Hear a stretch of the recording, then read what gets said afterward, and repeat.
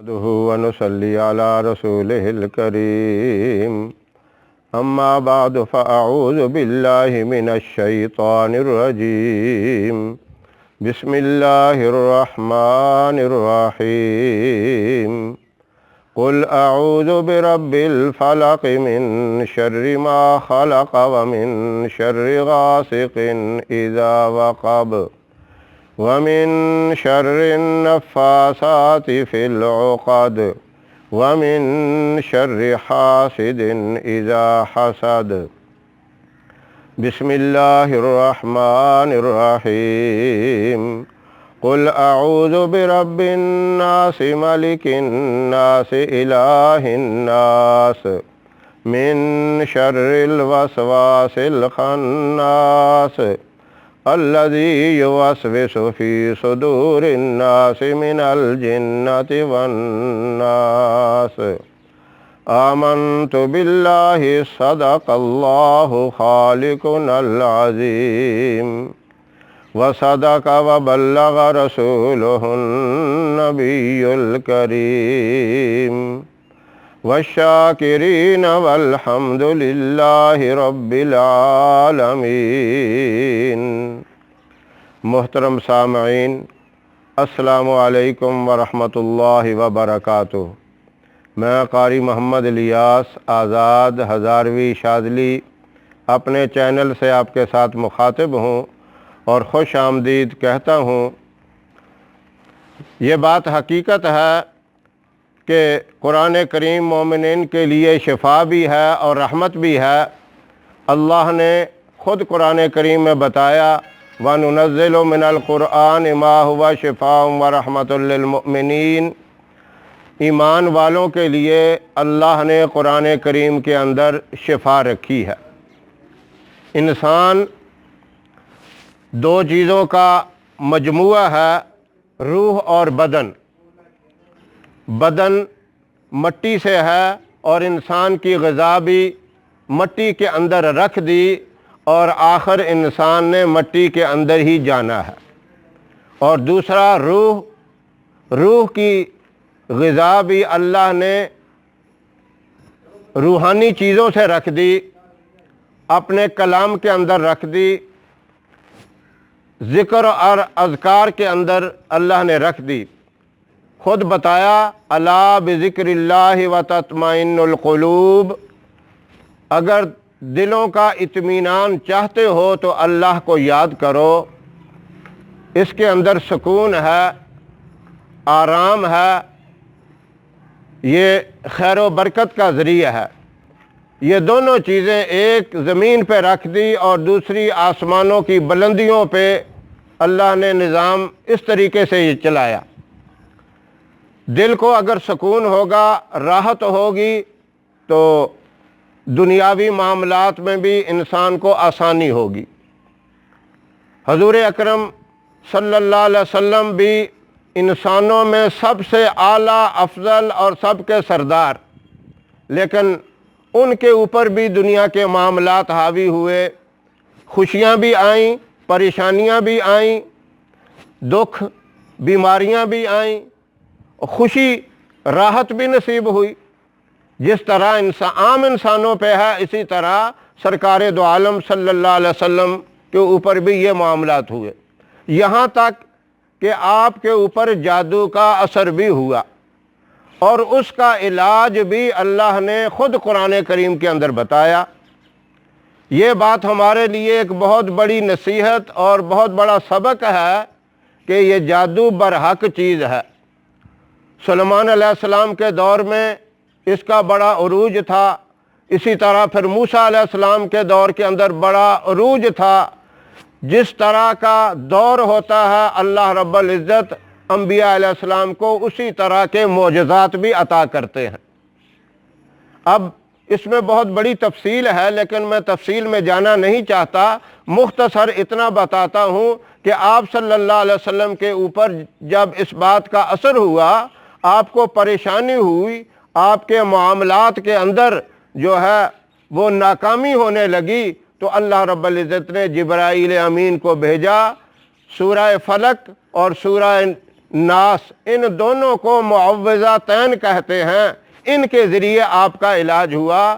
ایک ایک آیت آپ پڑھتے تھے، جو گرے دے کر ایک کنویں کے اندر جادو کا عمل جس چیز پہ کیا ہوا تھا ان کی گرے آپ کھولتے جاتے تھے، جیسے ہی گریں کھلتی تھیں اور آپ کو سکون حاصل ہوتا تھا۔ یعنی قرآن کریم کے ذریعے جو علاج ہوتا ہے وہ پکا اور صحیح علاج ہوتا ہے، لیکن اس میں ایک چیز بہت ضروری ہے کہ گناہوں سے بچنا، یہ بہت ضروری ہے۔ اگر آدمی گناہوں سے نہیں بچتا، تقوی اور پاکیزگی کی زندگی نہیں گزارتا، تو اس کو فائدہ نہیں ہوتا۔ سب سے بڑا گناہ کیا ہے؟ اللہ کے حکموں کی نافرمانی۔ 5 وقت اللہ نے نماز کا حکم دیا ہے، ایک وقت کی بھی چھوڑ دینا یہ بہت بڑا گناہ ہے۔ یہ ایسا گناہ ہے جس کی سوائے توبہ کے معافی نہیں ہے، ضرور سزا ملے گی۔ اور اس کے علاوہ تقوی کی زندگی، پرہیزگاری کی زندگی ہو تو پھر سارے کے سارے وظائف اور قرآن کریم کا علاج مفید ہوتا ہے اور معتبر ہوتا ہے۔ جس طرح تریاک اس وقت فائدہ دیتا ہے کہ جب انسان زہر سے بچے، اور اسی طرح وظائف اس وقت فائدے دیتے ہیں جب انسان گناہوں سے بچے۔ سورہ فلق اور سورہ ناس کا ایک عظیم فائدہ اور اس کا ایک بہت بڑا یہ وظیفہ ہے کہ چھوٹے بچے اکثر ان کو نظر بد لگ جاتی ہے، اپنا دل بھی خوش ہوتا ہے تو پھر بھی ان کو نظر لگ جاتی ہے، شیطانی نظریات کا معاملے بھی ان کے اوپر ہو جاتے ہیں، کیونکہ جتنا آدمی کمزور ہوتا ہے اس کے اوپر ان چیزوں کا اثر بھی زیادہ ہوتا ہے۔ تو یہ صورتیں دونوں، سورہ فلق اور سورہ ناس، دونوں کو ایک دفعہ پڑھ کے ایک شمار کریں، پھر دوبارہ دونوں کو پڑھ کے ایک شمار کریں، پھر تیسری دفعہ دونوں کو پڑھ کے ایک شمار کریں، اس طرح بچوں کے اوپر پھونک دیں، انشاءاللہ نظر بد سے حفاظت ہوگی، بچوں کا ڈرنا، رونا، دھونا یہ بھی ختم ہو جائے گا۔ تو یہ بہت طاقتور وظیفہ ہے، آزمودہ وظیفہ ہے۔ آزمودہ میں اس لیے کہہ رہا ہوں کہ حضور اکرم صلی اللہ علیہ وسلم کے مبارک دور سے ابھی تک چلا آ رہا ہے اور لوگ اس سے فائدہ اٹھا رہے ہیں اور عامل اس بات کو بتا رہے ہیں۔ لیکن مجھے افسوس اس بات کا ہے کہ آج کے دور میں عملیات کے نام سے سادہ لوگوں کو گمراہ کیا جا رہا ہے، اور ان کو طرح طرح کی باتیں بتا کر ان سے پیسے بٹورنے کے علاوہ اور کوئی دھندا نہیں ہے۔ اس لیے میں ایسے لوگوں کو صحیح بات بتانے کے لیے اور حقائق ان کے سامنے کرنے کے لیے میں عوام الناس کے سامنے آیا ہوں۔ یہ میری اللہ سے دعا ہے، اللہ ایسے بدترین لوگوں سے آپ کو بھی بچائے اور ان کے شر اور فتنوں سے بھی بچائے، اور آپ قرآن کریم کے صحیح اور اس کی حقیقت کو صحیح معنوں میں سمجھ کر اس کے اوپر عمل کرنے والے بن جائیں۔ میں اب دوبارہ وظیفہ بتا رہا ہوں، ذرا توجہ سے سن لیں۔ سورہ فلق اور سورہ ناس، ان دونوں کو پڑھ کر ایک شمار کرنا ہے، پھر دوبارہ دونوں کو پڑھ کے ایک شمار کرنا ہے، پھر تیسری دفعہ بھی دونوں کو پڑھ کے ایک شمار کرنا ہے۔ یہ جادو کے لیے، جادو کے خاتمے کے لیے بڑا مجرب وظیفہ ہے، بچوں کے رونے دھونے کے لیے بہت ہی مجرب ہے۔ فوراً اگر ایسا معاملہ ہو جائے تو اس کے اوپر عمل کریں، اور اس کے بعد کوئی نیک آدمی جو اس کا عامل ہو، جس نے باقاعدہ ان کی زکوٰۃ ادا کی گئی ہو، ان سے رابطہ کر لیں۔ ہماری ویڈیو آپ کو پسند آئے اسے لائک کریں، شیئر کریں، اور ہمارے چینل کو سبسکرائب کرنا مت بھولیں۔ وما علینا الا البلاغ۔